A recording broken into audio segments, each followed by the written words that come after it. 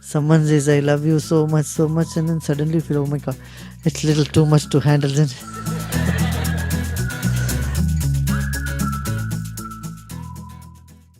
we really run away from love. There is a certain pattern. If someone gives you a lot of love, after some time you feel it's too much, you run away. Hasn't this happened to you? How many it has happened? How many of you have experienced this? Someone says, I love you so much, and then suddenly you feel, oh my god, it's a little too much to handle. Then even if people say that, give you too much compliments or say things, you feel you cannot handle, you want to run away.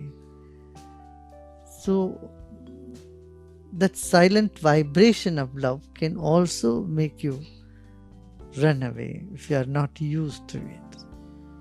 That could be one. That's one possibility. Number one. Second possibility is it is the ego that thinks whenever I get something, I have to give something back. That is a program in the mind. The mind says, no, I don't want to give anything. So then also, in the subtle way, the mind starts withdrawing. The ignorance of not knowing we are all one. Not knowing that there is only one thing, there is no way to run, no way to go. It is said, if you get angry on the planet, on the earth, on the ground that you are, you have to fall on the ground only. If you say, no, I don't want to be on the ground, you jump up, but you will fall on the ground only again. So there is no escape from air, there is no escape from earth, there is no escape from the elements of creation. The mind wants to run away. It is just an ignorance. You see what I'm saying? So, and third, the fourth possibility is you feel you may be judged. There is that little concern, oh, maybe I am not accepted. Maybe I will be judged. This sense of I will not be accepted, I will be judged, which got ingrained from a childhood. Because the parents always saying, you must be perfect, you should do this, you should do this. They kept putting so much pressure on the child to be perfect, and the child started rebelling, wanted to run away from that time onwards. So that pattern in us, maybe, I'm not perfect, I want to be perfect. So I'm not natural the way I am, but I want to be something else to show off. So that tendency we inculcate in children. From childhood we have been inculcated. Are you getting what I'm saying? So if you're not well dressed, you can't come in front of people. You have to be well dressed. You have to behave certain way. You have to do this. A child is never allowed to be natural. And we are being programmed such that but the mind wants to be free from being into this programming. Then it shies away, then it just wants to be by itself.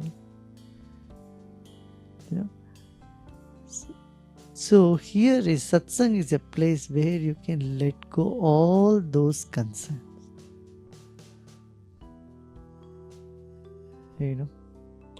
You will be accepted the way you are. However you are rebellious, unreasonable, you are accepted. You are reasonable, you are accepted. You lack efficacies, you accept. That's our big problem. We have said the first art of living, the first statement is accept people as they are, and I got really caught up in that. That the biggest mistake we made is I said accept people as they are. Now we can't say anything. Our mouth is sealed. I tell you, I need a recent incident in the Bangalore ashram. In Bangalore ashram, about 700 people staying staff. And a lot of people come and go. And suddenly people were losing things from their room. Somebody was breaking into their rooms when everybody is blissfully in satsang. And it was mysterious that things would simply disappear, laptops, phones, jewelries, everything. People were supposed to lose their worries and tension, but they were losing their things, from slippers to their umbrellas. Everything people were. And then one day we caught hold of a woman who had a spanner in her bag trying to open some other door, break the locks. So someone saw her and everybody got together. They caught her. She was a pregnant woman. So we called the police and handed over this thief. She is doing this breaking. Now police took her, and then she's a pregnant woman. Later at 8 o'clock they call. The police calls, we can't keep her in the police station. Can you keep her in the ashram?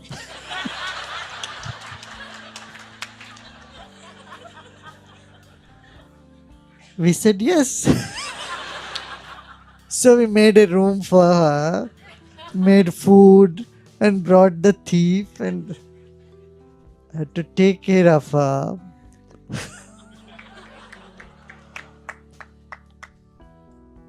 I mean, this news they brought me, they asked, the police is asking, I said, yes, definitely, call her and keep her. And said, next day I said, even you shouldn't even hand it over to police. You should have sat and spoken to her. What is your problem? What do you want? I said, next day give her some sari, some gifts. And so we gave all the gifts. First of all, they deny, a thief always, no, I didn't do it. I was just carrying because I get convulsions, so I need an iron with me. And she totally denied she was stealing, but people have seen her breaking the lock when everybody is in satsang, and she has somebody else name tags, the name tags, with so much crowd, 5,000 people coming in and going out. Well, then she wouldn't admit that she was stealing. She looked very decent, wearing good dress and well dressed. And so we said, okay, we'll give her some gifts, and we sent her anyway. And we had a snake, the most poisonous cobra. It was lying on the floor, on the garden, almost half conscious, half unconscious. So, most poisonous cobra, big one. And it's not moving. Usually cobras are much more scared than us, Then the whole day it was lying like in a place. So we called the vet and sent the cobra, and the cobra had food poisoning.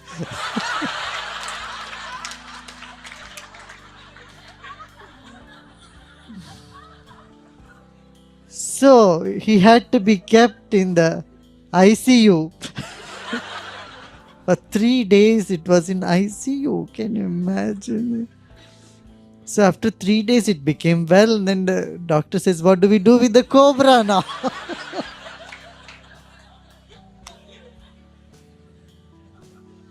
So I said, our garden is too small for it. We'll go take him around, leave him in the forest somewhere else. So we gave him a nice home somewhere else. So I said, when we say accept people as they are, you are God. So it's my problem, not your problem. Got it? You just be free. Yeah. Because we, from childhood we have been ingrained like that. Don't do this, you shouldn't talk in front, or do this, do that, blah, blah, blah, blah, blah. I feel so restrictive, isn't it? And that's why here, In the course, doesn't matter. You shout, yell, roll, and stand on your shoulder or on your head.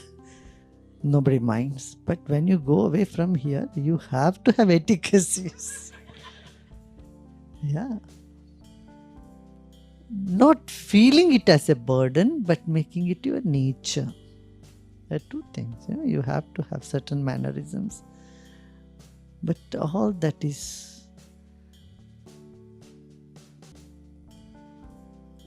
should be natural to you. It's not that imposed and feel judged. You will not be judged here. Okay?